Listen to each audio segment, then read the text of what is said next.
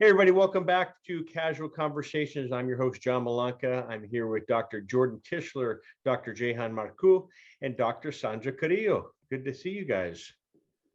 Good to see you.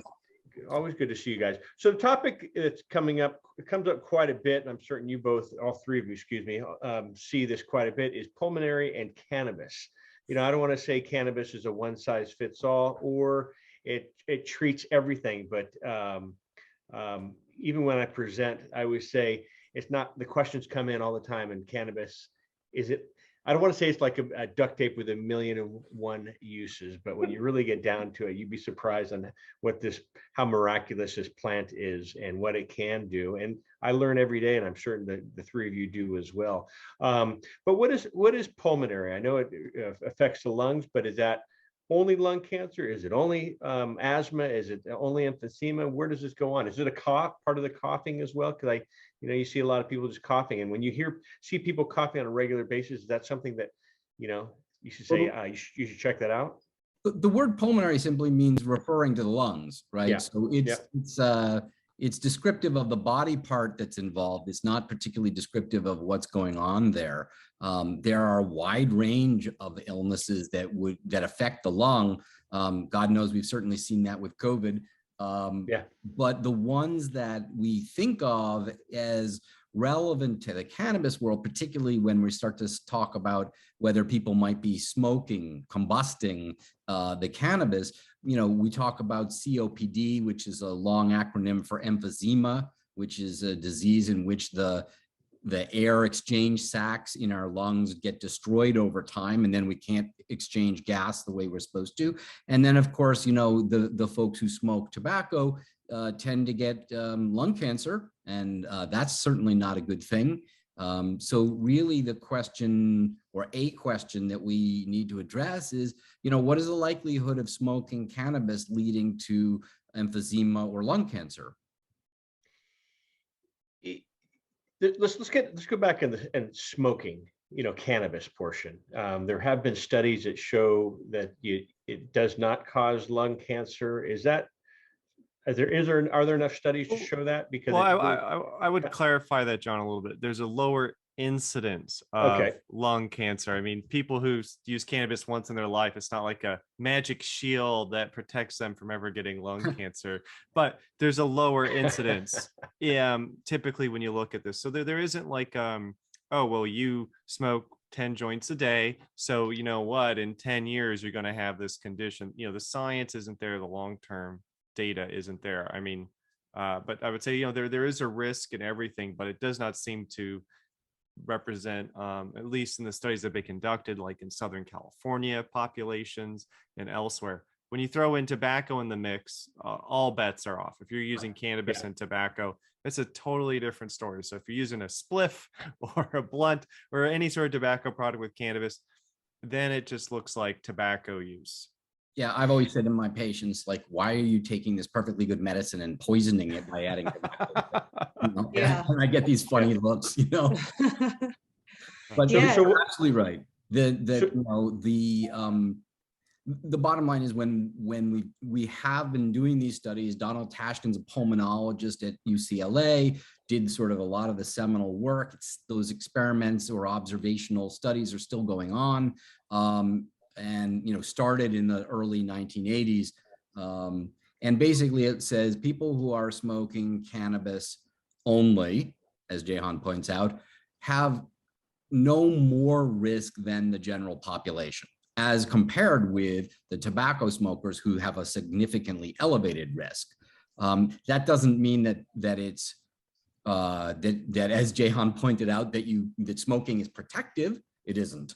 And it also doesn't mean that you should smoke simply because there's data that suggests that your risk isn't particularly elevated, because as Jahan pointed out, people who smoke tobacco tend to go 30, 40, odd years before they get sick, right? I mean, that's part of the heartbreak of it, is you sort of say, well, I'm just smoking, it's no big deal, I feel fine. And then, 40 years later, you're on oxygen and sort of dying because you can't breathe. And so we don't really have quite that much data at this point, though we're getting to that point. Tashkin's first study was published in 80 or 82, I can't remember. So now here we are in 22, we're sort of getting to that range. But, I tell my patients, there's no need to smoke it. There are alternatives that avoid the issue of exposure to smoke completely. And, that I think is a better approach.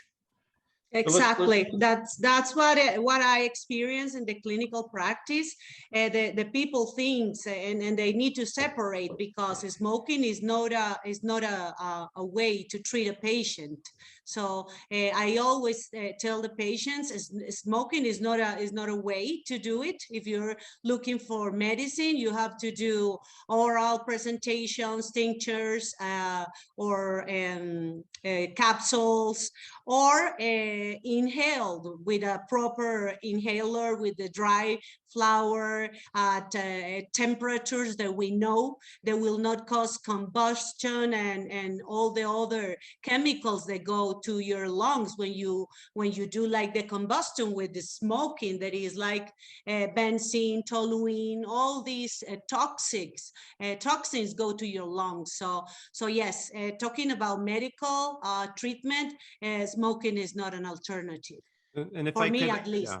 And if I could just add something to what Sandra and Jordan are talking about, from the basic research sciences, we think of like the lungs as this dynamic tissue. And maybe if you're listening to this or watching this, you already are more aware of your lungs breathing, just talking about, but you notice they expand and contract, they move because they have this elastic nature. And so when you inhaling things that are burning, it's really about like some people call it the tar, but this carbon stuff, this particulate matter you're laying down, is just like laying a layer of asphalt down on the street. You're not only changing how well that can stretch, but as was pointed out, how much oxygen can go through it, because now the oxygen has to travel through a further layer, this layer of carbon that you've just inhaled into your lungs.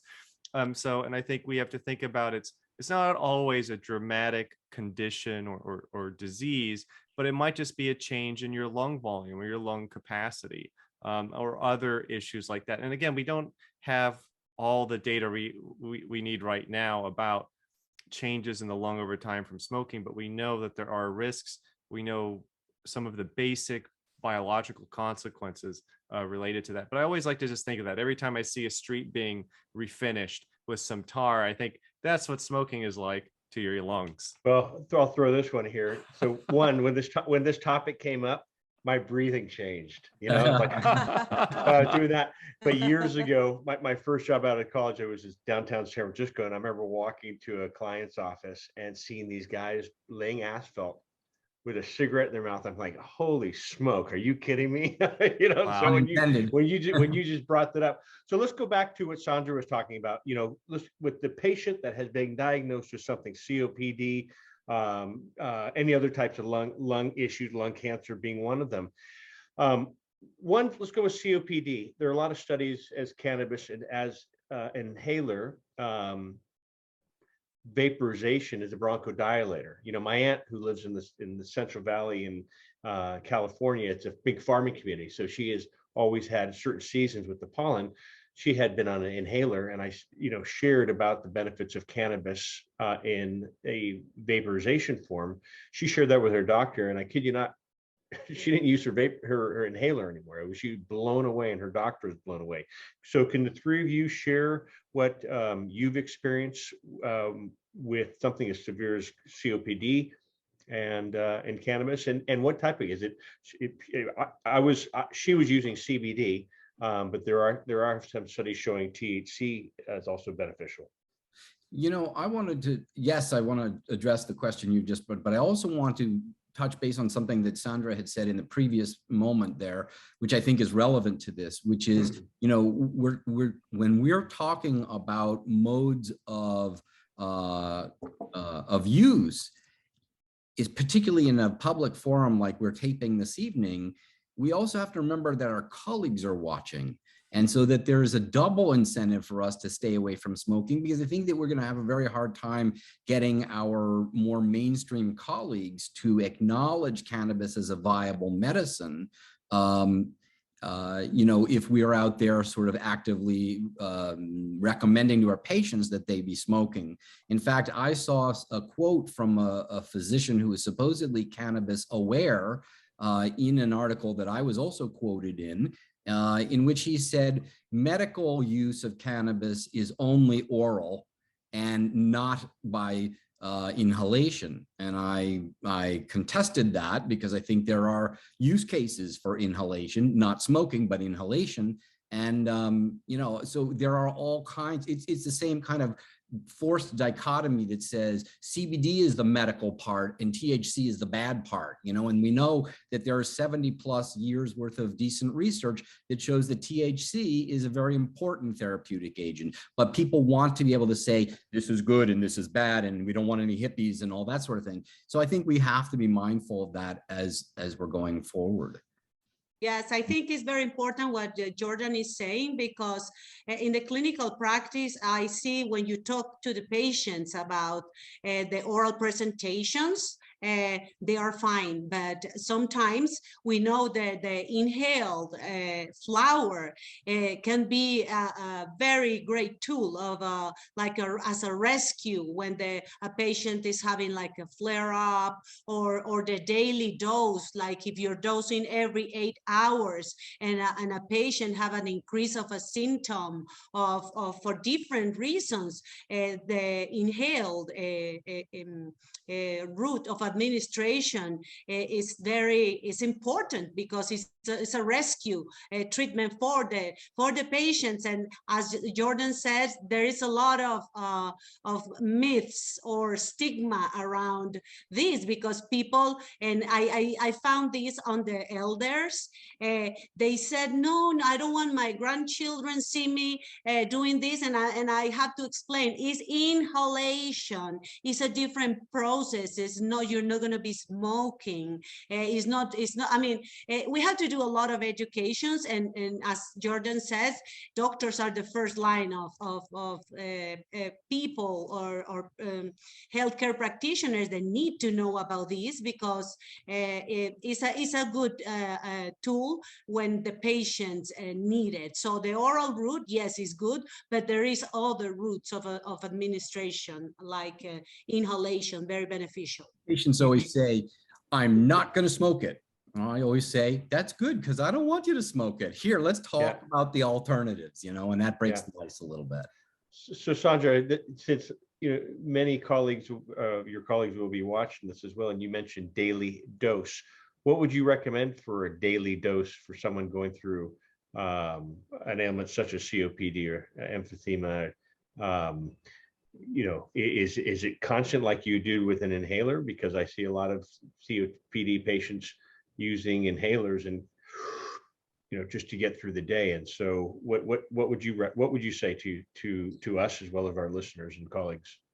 Well, that is a good question, because usually inhalation sometimes for the patient with COPD, it's harder. So what I will do is to start better with the oral administration, and then in most of the cases it works well for them. But it's very hard, and I actually am aware there is some inhale ways, like the inhalers that we do like this, the development right now, they are developing inhalers precisely for this type of patients. They don't want to see smoke, that they think they're smoking, or they are afraid, or they don't understand what is inhalation and how to use the flower. So I find this development of these inhalers, like the ones that we use for asthma and these, very interesting. Let me jump to, I have a question for you, Jahan, as well, right after this. Is, my father-in-law, how we got started in this industry back in 2010-11 was my father-in-law. He had stage 4 lung cancer. The first thing in our mind was, you can't smoke it. Well, we went with sublingual forms. as time went on and talking to other lung cancer patients and doctors that I've worked with in the industry, one of their recommendations was to inhale CBD in vaporization, working from the inside and out. I wouldn't have done that. So a doctor would have shared that with us then, I would have said, you're out of your mind. I'm not going to have him. He had lung cancer. And just to show you the repercussions, he hadn't smoked cigarettes for about 29 years. So, not, this is a public service announcement for any of you doctors that are still smoke. But are you seeing that in your practices with someone with lung cancer? Is that something that you would recommend? I'm seeing you shaking your head no. I think that CBD is vastly oversold at the moment. Yeah, of course. And the issue is that it's not that CBD might not be good for these things. Yeah. It's we don't know, and the cart is way out ahead of the horse. Yeah. So one could make some kind of hand wavy argument that CBD is anti-neoplastic and it's anti-inflammatory in a test tube setting, that we do know. So you could make the argument that inhaling it directly into the lung could be beneficial, but that's kind of a stretch without having tested it. So I don't think I would be recommending that at this point, except perhaps to some investigators to do that research. That I would recommend. Gotcha. But for general use, I don't see it's valid at this point. Or in lung cancer also, for the patients, they prefer the oral administration than the Yeah, by the time somebody gets lung cancer, then they're all so sensitized to, I did this to myself and it's my lungs and all this stuff that, and the other thing is that when you go back to the COPD and asthma side of things, we know that there's some research that's largely come out of Israel around using THC or cannabis as a bronchodilator. And it's interesting. I don't really think it's gotten to a point where we can hang our hat on it, but at least in my practice, and Sandra, you can certainly tell me what your numbers look like, but I would say of the people who have, say, mild COPD or mild asthma, where it's really not interfering with their daily life, and they have some other indication for inhalation, when I've tried inhalation with those patients, it works only 50-50, meaning regardless of what it does for their primary problem, half of them tolerate it and half of them it makes them wheeze and cough and get short of breath. And so, that doesn't really guide me very well. It seems to be kind of like some people are okay, some people are not so okay. So it really depends on whether there's any particular pressing reason to try it out. And if, as Sandra has said, that they would be better off with oral, then we just go that direction and don't even worry about it. Yes, and considering too that according of what we know, when you are prescribing bronchodilators, like the pharmaceutical grade or the corticoids inhaled too, they last longer. So you have to dose, you dose the patients like every 12 hours or every 8 hours. But when they do inhale route for the bronchodilation effect, is not for a long period. So usually these patients, they decided that for bronchodilation, they better use the regular, at least the patients, they have asthma and they have like a severe asthma or moderate asthma, they prefer just to stay with the other ones because they last, the effect lasts for a longer period of time. Are you talking? Sorry, Jordan. Sandra? Are you talking about just a normal conventional yes prescription inhaler? Okay. Yes. And Jordan, sorry, I cut you Actually, off. I was just going to say, Sandra, you bring up a really good point, which is that there are probably things that cannabis can do, but other conventional meds just do it better, right? I mean, glaucoma treatment is a great example. Yes, you can lower intraocular pressure with THC, but you need to dose it every 2 hours around the clock. And otherwise you could use, an instilled beta blocker or something twice a day and forget about it, right? So there are things that cannabis, it can do it, but there are just better approaches. Yeah. So, Jahan, you've done a lot of presentations on the safety of cannabis as well, and inhalation is one. Sandra earlier was talking about that she does recommend inhalation for some patients.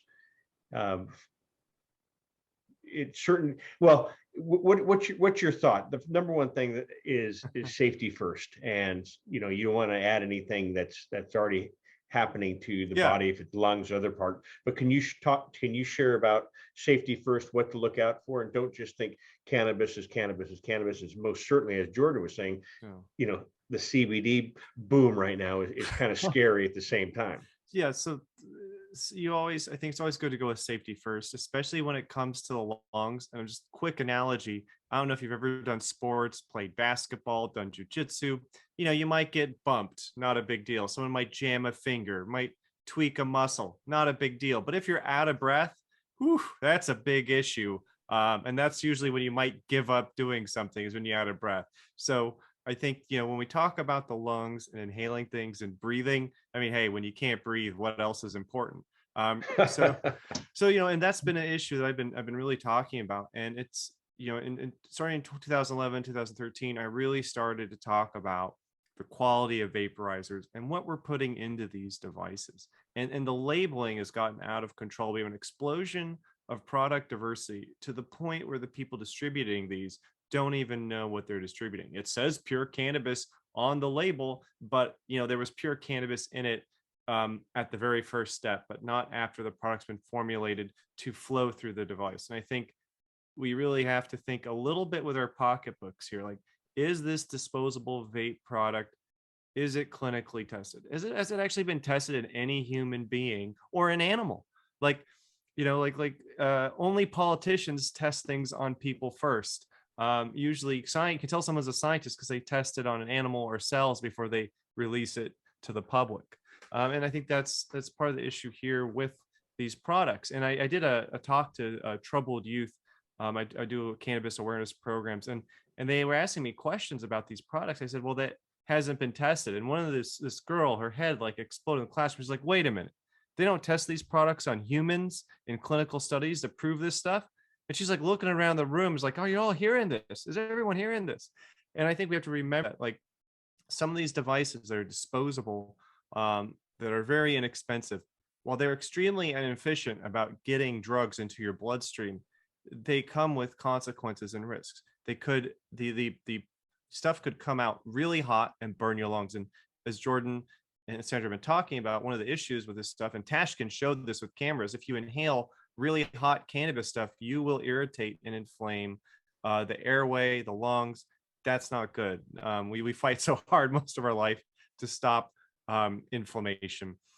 And I think when it comes to safety, really think about what you're getting. Is the less processing, just in a conceptual simple way, the less processing the product goes through, probably the better off you are. You don't want, as one of my colleagues said, flavored hot dog water. You don't want someone to take a little bit of THC and put it in, cherry soda. Not that there's anything wrong with the flavor of cherry soda. I just don't want it going into my lungs, because we don't know what these things are doing. Like we mentioned it. It's not a good idea to inhale smoky particulate matter into your lungs. It's also not a great idea to inhale fatty material into your lungs as well. Something that we have lived through the EVALI crisis. And the EVALI crisis has not gone away.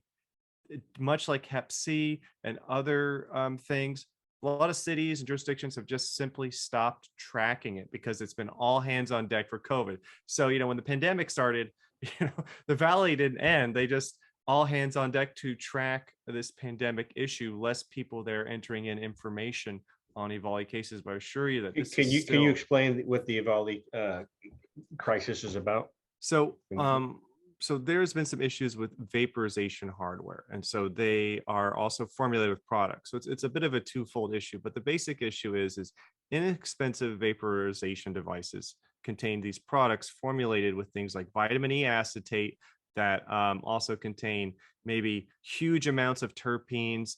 And terpenes can be used as industrial cleaning solvents too at the right concentration. So, the way that the amount that's in the cannabis plant, very low risk, very small. The amount when you dissolve it in a pure thing, it has a different property, it's chemical property. So there's a limit to what your body, I guess, can clear out. And so what was happening is people were getting what was originally called popcorn lung disease. And so this isn't as delicious as it sounds. It's quite painful thing, but it was found out by a guy who loved popcorn, loved microwave popcorn, eating 10, 12 bags a day, opening it up, giving it a big smell.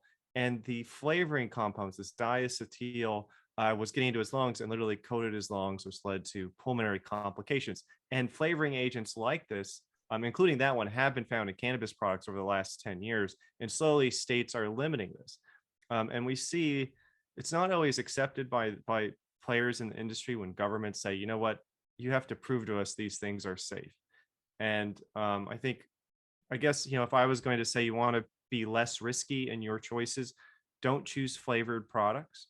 I would stay away from those unless they've been clinically tested in some way, like the actual product, not someone else doing research on something unrelated to that product and then bringing that in to talk about it. But again, staying with products that are as, like look at GW. I know it's not inhaled delivery, it's oral mucosal, but GW Pharmaceuticals, now Jazz Pharmaceuticals, Sativex, that's just, people talk about it, sprayed under the tongue. What is it? It's a hash oil extract of 2 different types of THC, CBD rich cannabis, put into ethanol, and just a little dash of peppermint oil for flavoring. But that's all been clinically tested. It's minimally processed. And so you can have a successful, effective product without, I think, introducing things into the lungs that we're not quite sure what they do. It might be a great flavoring, a great palate experience, but what's happening after that, we don't really know what it's doing to the sensitive nature of your lungs. And just because a terpene is healthy for you at ambient air levels doesn't mean it's healthy for you at concentrated forms. I mean, there's even some terpenes, even in aromatherapy. If you have cats, you shouldn't use them because cats are very sensitive to certain terpenes as well. So, I mean, there's the issue with essential oils. There is some science there, but it's in very dilute, small amounts. So I think I got off my hemp box quite a little bit, but again, just to cap it, look for products that are easy to understand what's in them. Stay away from flavoring agents unless they're very well tested, come from a reliable source. And the device is probably the most important. You could have the safest thing that when vaporized, properly vaporized, turn into a mist or steam, is safe. But if it's burned, it turns into something else, produces formaldehyde and other things. And we know we call them vape pens, but we don't call them vaporizers. Vape, it's like I buy a product called all natural granola bar. It's not all natural. That's just what they call it. And so we have to cut through the marketing a little bit when we look at these products. And when you start looking in the $200-300 range, US dollars, you start to look at real vaporizers, real things that are really put together solidly. And so you have to like as Jordan's showing, there are different devices. And unfortunately, there isn't going disposable isn't great because we've seen heavy metal issues, unreliable temperatures. And it's really this thing is once you get above a certain temperature, you're either smoldering it or burning it. That's changing the chemistry of what you're inhaling. The ingredients it's also extremely wasteful. Let's just say none of this makes sense. You're like, yeah, I'll take the risk. Well, the other thing about burning stuff is it's extremely wasteful. 70% of it gone, destroyed. And then you lose so much through the side stream smoke in other areas. So it's not economical for a lot of patients. You're going to burn through a lot of product without it ever reaching the places where you want it to go. And you're also going to have potentially other issues compromising your lung system, especially if you already have a lung issue. Yeah, I know we're coming close to the end, but we've only stuck with the vaporization pens. What about the bags like the Volcano? I don't want to throw any name brand. So Volcano. That's fine. Volcano is clinically tested, as I'm sure Sandra is familiar with. Yeah. Yes, I agree with that. The Volcano is usually the device that I recommend to patients when they can buy it. Is the best way, and they use it in Israel at the cancer wards with the patients there for precisely the flare-ups and all these things when but yes, I think and it's concerning, and I know that we're talking about medical cannabis right now, but it's concerning the hype right now with these vape pens, because you see kids even 13 and they say, no, this is just a flavor what I'm smoking or doing vaping in here, and they think that is so harmless that is concerning, and it's going to be like a public health issue if we don't educate the people. I mean, with medical cannabis, clearly I was talking to a person who makes these vape pens, and he was saying, of course, everybody wants to say that their product is the best, but they were saying that most of the vape pens that they sell, the coils, the heat, they produce the heat for the oil to do the vaporization. They leak also. The coils are metallic parts. They leak substances that are really bad for your lungs. So this is very hard to control. Yeah, absolutely. Because, you know, if you there are materials that will literally over time leach or leak into the oil, the product. So if there's cadmium and who knows what in this product, you know, we don't know how that's transferring, because simply those studies have not been required. You know, the FDA, because it's still Schedule 1, is not involved in product approval, and these companies that make vape pens aren't submitting these products willingly through the botanical drug program at the FDA. So there's really no, you know, if I was trying to say have a FDA approved product, I'd have to probably do years of studies with the device and the material inside it to say, well, how long can it be stored before it starts to break down? How many times can it be used before it breaks down? And I think we really have to be careful here. And I also want to be sensitive. I understand that some patients may not have access to the best products.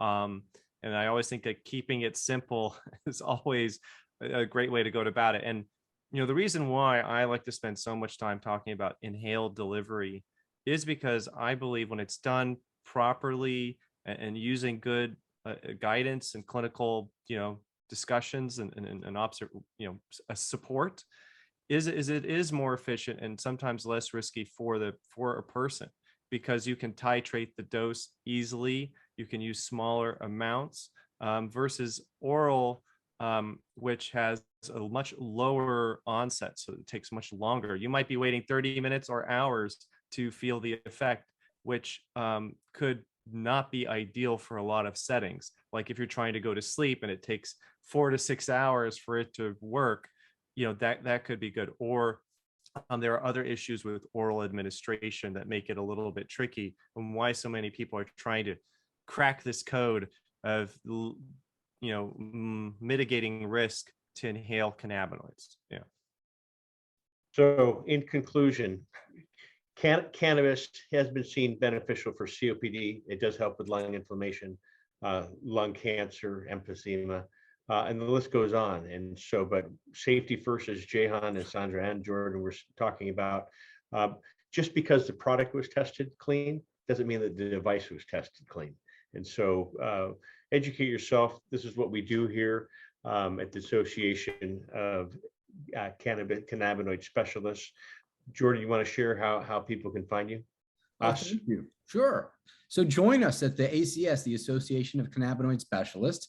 You can come and check us out on the web at cannaspecialists.org. Let me say that again. It's cannaspecialists.org. And there's a wealth of resources for members and for non-members. So yes, and of course, if you have questions, you can reach out to us through the website and we'd be happy to get back to you.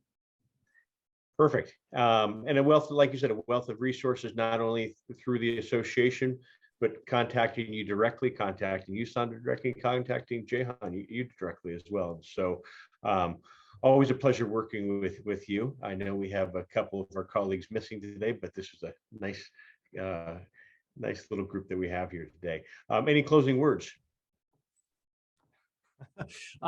When in doubt, ask a medical professional or a health professional. Yeah. Yes, I think my closing words will be education, education, education, because there is a lot of misinformation among the youth, among even the adults. So we need to educate our patients, and we need to educate ourselves. And also I will tell that the Association of Cannabinoid Specialists is not just for doctors within the U.S. Doctors from all over the world can join, because it's an incredible resource for academic content and reliable content. That is what all the doctors and healthcare practitioners are looking for, not for the Dr. Google.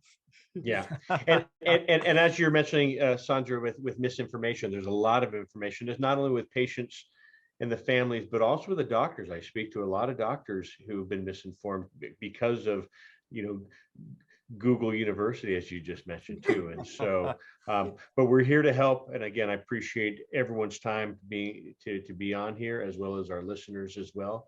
I'm John Malanca, your host with the Association of the Cannabinoid Specialists and Casual Conversation. Dr. Jordan Tishler, thank you for everything. Dr. Sandra Carrillo and Dr. Jahan Marcu, always a blessing to see you. And we will see you guys soon. Bye-bye.